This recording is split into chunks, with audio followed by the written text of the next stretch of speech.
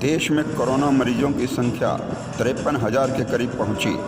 अब तक 1783 लोगों की मौत, 15,000 लोग ठीक भी हुए। विशाखापत्तनम में हुए गैस लीक हादसे में 5 गांव प्रभावित, 8 लोगों की मौत। बेरहम दरिंदे ने किया नाबालिग बच्ची के साथ बलात्कार। पीड़ित बच्ची के भाई ने कहा दोषी को मिले फांसी की सजा। गौतम बुद्ध नगर को कोरोना वायरस के संक्रमण से सुरक्षित रखने के लिए एक्शन में आए जिलाधिकारी सुहास एलवाई। दोस्त की बुआ की लड़की का फ़ोन नंबर मांगा तो हत्या कर दी, 5 गिरफ्तार। क्वारंटाइन सेंटर में बनी हुई सब्जी में निकला मेंढक, मचा हड़कंप। और अंत में मुझे दुनिया वालों शराबी न समझो, मैं पीता नहीं हूँ, पिलाई गई है। नमस्कार दोस्तों, जगत क्रांति टीवी में आपका स्वागत है। देश में जानलेवा कोरोना वायरस का प्रकोप जारी है। इस वायरस से संक्रमित मरीजों की संख्या में हर दिन इजाफा हो रहा है। स्वास्थ्य मंत्रालय के ताज़ा आंकड़ों के मुताबिक देश में इस समय महामारी से संक्रमित मरीजों की संख्या 53,000 के करीब हो गई है। मंत्रालय के मुताबिक अब तक 52,952 लोग कोरोना से संक्रमित हो चुके हैं। वहीं 1783 लोगों की मौत भी हो चुकी है। इसके बीच अच्छी बात यह है कि 15,267 लोग ठीक भी हुए हैं। आइए हम आपको बताते हैं कि किस राज्य में कितनी मौतें हुई हैं। स्वास्थ्य मंत्रालय के मुताबिक महाराष्ट्र में 651, मध्य प्रदेश में 185, गुजरात में 396, दिल्ली में 65, तमिलनाडु में 35, तेलंगाना में 29, आंध्र प्रदेश में 36, कर्नाटक में 29, उत्तर प्रदेश में 60, पंजाब में 27, पश्चिम बंगाल में 144, राजस्थान में 92, जम्मू कश्मीर में 8 और उड़ीसा में 1 मौत हुई है।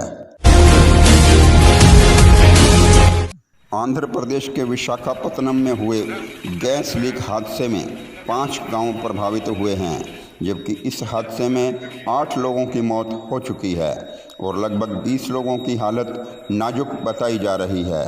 रात लगभग 3 बजे के करीब हुए हादसे के बाद आसपास के गांव खाली करवा लिए गए हैं। एनडीआरएफ, एसडीआरएफ की टीम मौके पर पहुंच गई हैं और गैस का रिसाव पर काबू पा लिया गया है। गैस लीकेज से लोगों को सांस लेने में दिक्कत हो रही है और लगभग 300 लोगों का अस्पताल में इलाज जारी है। लगभग 5,000 लोगों को खुजली व सांस लेने में दिक्कत आ रही थी।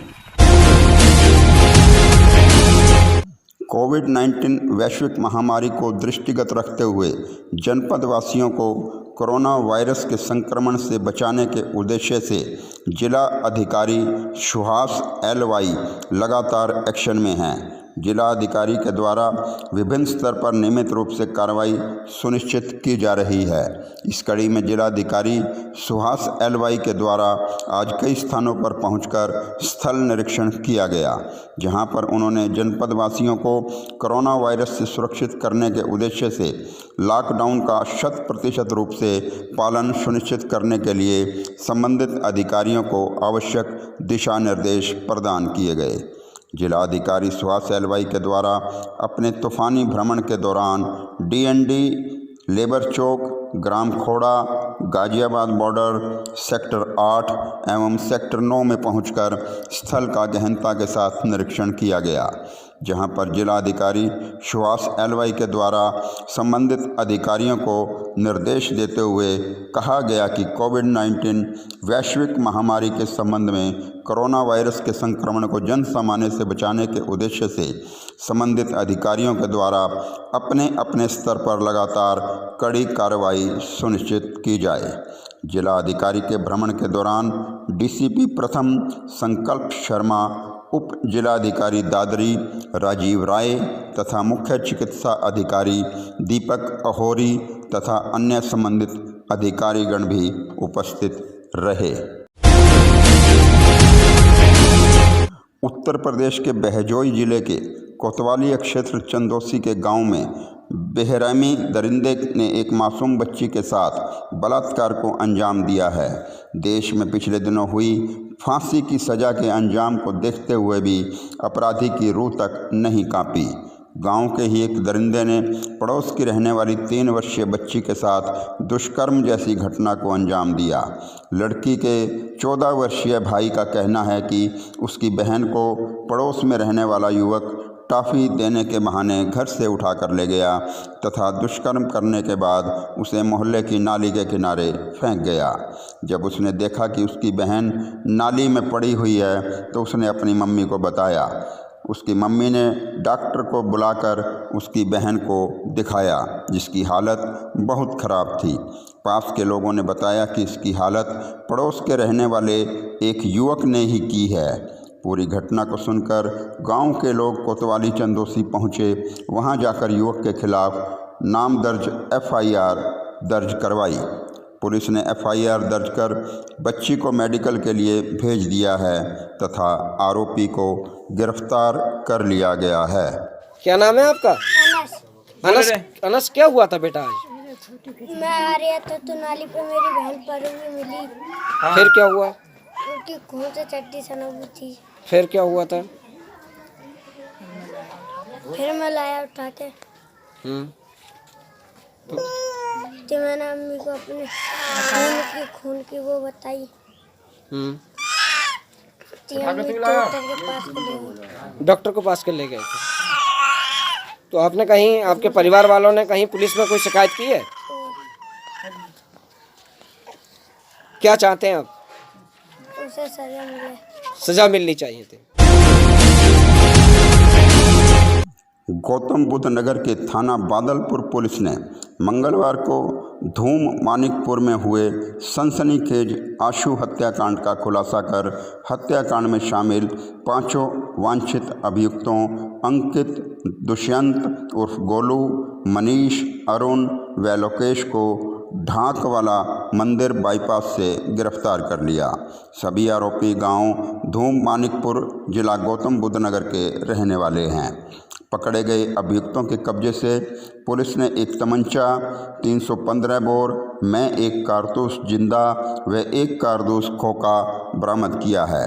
गौरतलब है कि 4 मई 2020 को थाना बादलपुर क्षेत्र के अंतर्गत ग्राम धूम मानिकपुर में हुए सनसनीखेज हत्याकांड, जिसमें आशु उर्फ प्रशांत की उसके साथियों द्वारा सरेआम गोली मारकर हत्या की गई थी, जिसमें वादी श्रीपाल द्वारा अपने पुत्र की हत्या के संबंध में 5 मई 2020 को थाना बादलपुर पर मुकदमा अपराध संख्या 132/2020 धारा 147, 148, 149, 302, 34 भारतीय दंड संहिता के तहत पंजीकृत कराया गया था। मुख्य अभियुक्त अंकित ने हत्या के संबंध में पूछताछ पर बताया कि मृतक प्रशांत द्वारा अब से कुछ दिन पूर्व उससे उसकी बुआ की लड़की का मोबाइल नंबर मांगा था। तभी से अभियुक्त अंकित उपरोक्त मृतक प्रशांत से रंजिश रखने लगा और इसी बात को लेकर 4 मई 2020 को अभियुक्त अंकित ने अपने साथियों के साथ मिलकर प्रशांत की गोली मारकर हत्या कर दी। जनपद संभल के कस्बा बबराला में कोविड-19 से बचाव के लिए प्रशासन द्वारा संदिग्धों को क्वारंटाइन करने का सिलसिला जारी है। यूँ तो प्रशासन द्वारा क्वारंटाइन में रखे गए मरीजों की अच्छी व्यवस्था के नाम पर बड़े बड़े दावे किए जाते हैं, किंतु उन दावों की पोल मरीज के भोजन में मिले एक अदद मेंढक ने खोल दी है। संभल जिला प्रशासन द्वारा बाबूराम डिग्री कॉलेज बबराला में बनाए गए क्वारंटाइन सेंटर पर मरीजों को दिए जाने वाले खाने में मेंढक निकलने के संबंध में जब CMO अनीता सिंह से जानकारी मांगी गई तो उन्होंने साफ कहा कि उनका वास्ता तो सिर्फ मरीजों के चेकअप से है। भोजन और रहन संबंधी व्यवस्था के लिए SDM गन्नौर का उत्तरदायित्व है। यह वही बता सकते हैं कि खाने में क्या निकलेगा और क्यों। एक जनपद संबल में क्वारंटाइन सेंटर बनाया गया है बाबूराम डिग्री कॉलेज में। मैम उसमें जो क्वारंटाइन के लिए भर्ती हैं मरीज, उनके सामने सब्जी में मेढक पाया गया है। असल में ये आपके द्वारा मेरे संज्ञान में अभी आया और इससे पहले एक और रिपोर्टर महोदय पूछ रहे थे, तो उसमें मेरा यही कहना है कि ये आश्रय स्थल है और इसमें हमारी व्यवस्थाएं चिकित्सकीय टीम की रहती है। जो वहाँ पर जो लोग वहाँ रह रहे हैं उस आश्रय स्थल में, उनका स्वास्थ्य परीक्षण करना होता है। बाकी जो भोजन की रहने की व्यवस्थाएं हैं वो एसडीएम स्तर से देखी जा रही हैं।